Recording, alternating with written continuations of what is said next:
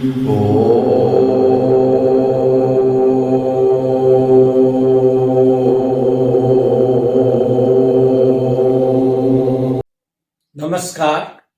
आज हम बुध के राशि परिवर्तन के पश्चात किन जातकों को, किन राशि वालों के लिए ये सुफल प्रदाता होंगे, किन के लिए अशुभ फल प्रदाता होंगे, उसके बारे में आपको बताने जा रहे हैं। बुध प्राय एक राशि में 1 महीने रहते हैं। अभी बुध वक्री थे, फिर उसके बाद में मार्गी हो गए। जो पहले वृश्चिक में जा चुके थे, वृश्चिक से वापस तुला में आए थे, अब तुला से पुनः वृश्चिक राशि में ये 6 दिसंबर 2025 को प्रवेश करेंगे। उसके पश्चात ये धनु राशि में 29 दिसंबर 2025 को परिवर्तन करेंगे। यानी आपके ये 6 दिसंबर से ले जाके और 29 दिसंबर तक ये वृश्चिक राशि में होंगे। अभी वृश्चिक राशि में 4 ग्रहों का योग हो रहा है, जिसमें मंगल है, बुध है, सूर्य है और शुक्र है। परंतु ये योग ज्यादा दिन नहीं चलने वाला है। मंगल अगले ही दिन यानी कि 7 दिसंबर को धनु राशि में चले जाएंगे। कुछ समय पश्चात ये चारों ग्रहों का योग पुनः आपको धनु राशि में देखने को मिलेगा। सूर्य आपके 16 दिसंबर को धनु राशि में हो जाएंगे। इसी प्रकार से 20 दिसंबर को शुक्र भी धनु राशि में चले जाएंगे और बुध अभी आपको बताए 29 दिसंबर को ये धनु राशि में होंगे। इस प्रकार से आप देखेंगे ये 4 ग्रहों का योग अभी वृश्चिक में और फिर ये धनु में देखने को मिलेगा। तो इस प्रकार से कई प्रकार की संभावनाएं आपको देखने को मिलेगी। कई चीजों में, राजनीतिक क्षेत्र में कई तरह के उतार चढ़ाव देखने को मिलेंगे। इसी प्रकार से आपको आर्थिक व्यवस्थाओं में भी आपको देखने को मिलेगा। यानी कि कई धातुओं के दाम बहुत बढ़ेंगे, कईयों के कम होंगे। इस समय की जिस तरह से अभी ये जलीय राशि में है, फिर जब ये अग्नि तत्व राशियों में होंगे तो यानी कि अभी जलीय तत्व राशियों में, मतलब जलीय राशि में होने के कारण से जलीय प्रभाव यानी कि कई इस तरह की जल की दुर्घटनाएं भी देखने को मिल सकती है। और उसके पश्चात वापस ये अग्नि तत्व की राशि में इकट्ठे होंगे, जिसमें सूर्य और मंगल दोनों अग्नि तत्व के ग्रह हैं और शनि की भी दृष्टि होगी। तो यानी कि 1 महीना 16 दिसंबर से थोड़ा सा कुछ अग्नि की घटनाएं आपको देशों में मिल सकती है। तो आइए पहले बुध किस किस के लिए शुभ होते हैं। बुध प्राय गोचरवश द्वितीय, चतुर्थ, छठे, 8वें, 10वें और 11वें होते हैं आपकी जन्म राशि से, तो वो शुभ होते हैं। अभी दूसरे जो होंगे ये तुला राशि के लिए होंगे, चौथे होंगे सिंह के लिए होंगे, छठे मिथुन के लिए होंगे, 8वें मेष के लिए होंगे और 10वें कुंभ के लिए होंगे और 11वें मकर राशि वालों के लिए होंगे। यानी कि तुला, सिंह, मिथुन, मेष, कुंभ और मकर के लिए ये शुभ फल प्रदाता होंगे और अन्य राशियों के लिए सामान्य फल प्रदाता होंगे। बुध ज्यादा स्थायित्व वाले रिजल्ट देते नहीं है, क्योंकि ये गोचरवश 1 महीने के करीबन ही रहते हैं और अभी तो ये लगभग 23 दिन के आसपास ही इस राशि में विराजमान रहेंगे। तो आओ ये क्या फल देंगे देखते हैं हम। दूसरी राशि यानी कि आपकी जन्म राशि तुला है, तो ये दूसरे वृश्चिक में है, तो इस वजह से आपको तुला वालों को ये अच्छा शुभ फल प्रदाता होंगे।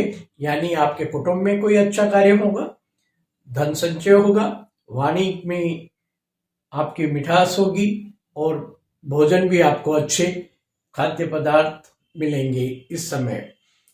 इसी प्रकार से आपके मान सम्मान में भी वृद्धि होगी, यश प्रतिष्ठा में भी वृद्धि होगी। तो बुध अभी तुला राशि वालों के लिए अच्छे फल प्रदाता होंगे। इसी प्रकार से सिंह राशि वालों के लिए चौथे होने से आपके मित्र बंधु, पड़ोसी, माताजी, इनसे संबंध अच्छे होंगे। और साथ में ही आप यदि कोई वाहन खरीदना चाह रहे हैं उसके भी योग बन रहे हैं। जमीन मकान के प्रयासरत है तो वो भी आपको क्रय सफलता मिलेगी, उसमें क्रय करने में। इस प्रकार से आपके अभी ये समय सिंह राशि वालों के लिए अच्छा है। माताजी से भी संबंध अच्छे होंगे। मिथुन राशि वालों के लिए छठे होंगे। छठा भाव कर्जे का है। आप कोई कर्जा लेना चाहते हैं या कर्जा चुकाना चाहते हैं वो आसानी से हो जाएगा। और यदि आप के कोई लड़ाई झगड़ा कोर्ट कचहरी मुकदमा है तो उसमें भी आपको समझौते से या आपके पक्ष में न्याय मिलेगा।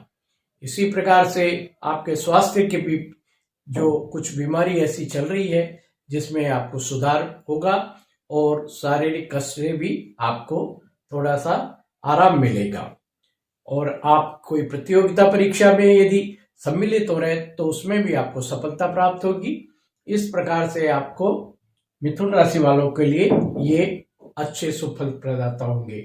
मेष राशि वालों के लिए आठवें होंगे। आठवां भाव वैसे अच्छा नहीं माना गया है लेकिन बुध उसमें अच्छे फल देते हैं, यानी कि ससुराल में कोई अच्छा कार्य होगा। आप कोई लोन बीमा का या कुछ इस तरह की आप लेना चाह रहे तो वो भी मिलेगा। और कहीं से बीमा का धन भी प्राप्त हो सकता है या आपका रुका हुआ पैसा आपको वापस मिल सकता है। आपके स्वास्थ्य भी ठीक रहेगा। कुंभ राशि के लिए ये 10वें होंगे, यानी कि वो यदि उनका स्थानांतरण होता है तो मन चाही जगह पे होगा। उच्च अधिकारियों से आपके साथ संबंध अच्छे होंगे। पिताजी से भी आपके संबंध अच्छे होंगे। आपका मान सम्मान और यश प्रतिष्ठा में आपकी वृद्धि होगी। मकर राशि वालों के लिए 11वें होंगे, यानी कि 11वां बुध आपको लाभ प्रदाता बनाएगा, यानी कि इनकम ऑफ सोर्स बढ़ाएगा। आपके आय में वृद्धि होगी और कोई आपके बड़े भाई बहनों से किसी प्रकार की पहले कुछ बात को लेके वैचारिक मतभेदता थी उसमें सुलझाट होगी, यानी कि आपस में समझौता होके और आपस में प्रेम सौहार्द बढ़ेगा। ये देखा हमने 6 राशि के लिए सुफल प्रदाता है। अब 6 राशि के लिए सामान्य फल प्रदाता होंगे। तो पहला ये वृश्चिक राशि वालों के लिए होंगे। वृश्चिक राशि वाले यानी मंगल बुद्धि के लिए अच्छी नहीं मानी गई है, शत्रु राशि मानी गई है। तो ये कुछ बात को लेके आप में चिंता भय बना रहेगा। शरीर वैसे स्वस्थ रहेगा, इतनी दिक्कत वाली बात नहीं है। जब तक ये 4 ग्रह आपके वृश्चिक राशि में बैठे हैं तब तक आप में कुछ चिड़चिड़ापन भी हो सकता है। मंगल और सूर्य जो अग्नि तत्व है इस वजह से ये समय थोड़ा सा कड़वाट हो सकता है। लेकिन मंगल दूसरे ही दिन धनु राशि में आ रहे हैं तो यानी कि लेकिन धनु राशि में मंगल का होना आपकी वाणी में थोड़ा संयम रखना होगा, क्योंकि मंगल अग्नि तत्व है और आक्रोश दिलाता है। तो वाणी को संयम से रखें। इसी प्रकार से आप देखें धनु राशि वालों के लिए ये 12वें होंगे। तो 12वां भी अच्छा नहीं माना गया है, क्योंकि खर्चा करवाता है, स्वास्थ्य में थोड़ी सी दिक्कत देता है और कुछ यात्राएं ऐसी होती है जो लाभदायक नहीं होती है। तो उसका भी आपके लिए ये सामान्य प्रति रहेंगे, ज्यादा सुफल प्रदाता नहीं रहेंगे। 9वें ये रहेंगे मीन राशि वालों के लिए, यानी कि बृहस्पति की राशि है। बृहस्पति और बुध में भी आपस में सामंजस्य कमी रहता है, एक दूसरे को शत्रु और सम मानते हैं। तो इस वजह से अभी मीन राशि के लिए 9वें होने से धार्मिक कार्यों में आपकी रुचि तो होगी लेकिन ये परिपूर्ण नहीं हो पाएगी, उसमें कुछ बाधाएं आएगी या धार्मिक यात्राएं भी जो आप प्लान बना रहे थे उसमें भी कुछ रुकावट आ सकती है, या पूर्ण होगी तो उसमें कुछ बाधाएं आएगी। इसी प्रकार से आप देखें सातवें वृषभ राशि वालों के लिए होते हैं, यानी कि वृषभ राशि शुक्र की राशि है और बुध और शुक्र में मित्रता है। इस वजह से ये समय सामान्यप्रद रहेगा, यानी कि आपके पार्टनर से संबंध सामान्य रहेंगे और कोई व्यापारिक समझौता है उसमें भी कुछ लाभ और कुछ हानि होने की संभावना है। इसी प्रकार से आप देखें, ये कर्क राशि वालों के लिए पांचवें होंगे। पांचवें आपके लिए संतान के लिए अच्छे हैं। बुध प्राय अच्छे फल देता है, शिक्षा में उन्नति कराता है, शेयर बाजार सट्टे में कुछ लाभ दिलाएगा, पर ज्यादा आप उसमें रिस्क नहीं ले, क्योंकि ये तेज गति से चल रहे हैं तो ये कुछ नुकसान भी कर सकते हैं। इस प्रकार से हमने देखा ये कन्या राशि के लिए तीसरे होंगे, यानी कि कन्या राशि के स्वामी खुद बुध हैं, तो तीसरे छोटी यात्राएं कराएंगे। बाकी वैसे वैसे कोई दिक्कत वाली बात नहीं है और अच्छे फल प्रदाता होंगे और छोटे भाई बहनों से आपके संबंध अच्छे रखेंगे। तो इस प्रकार से हम देखें कि अभी शनि केतु का जो षडाष्टक योग कुछ चीजों में दिक्कत पैदा कर रहा है। गुरु राहु का जो नवम पंचम है उसमें भी किसी प्रकार की कुछ ऐसी जानवरों में बीमारी हो सकती है जिससे कुछ दिक्कत हो सकती है। वैसे कोई ज्यादा कष्टकारी समय किसी भी राशि वालों को इतना ज्यादा नहीं है बुद्धि के प्रति। अन्य ग्रहों के कारण से किसी किसी राशि को जिनके साढ़े साथी चल रही है, जिनके ढैया चल रही है, तो उनके थोड़ी समस्याएं अभी बनेगी।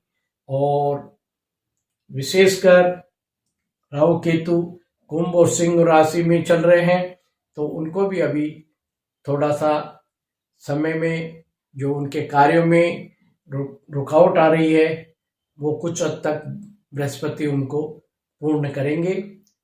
चैनल को सब्सक्राइब करें, लाइक करें, शेयर करें और आपके सुझाव हमें अवश्य भेजें, जिससे हम आने वाले वीडियोस में सुधार कर सकें। धन्यवाद। मंगल राशि परिवर्तन करने के पश्चात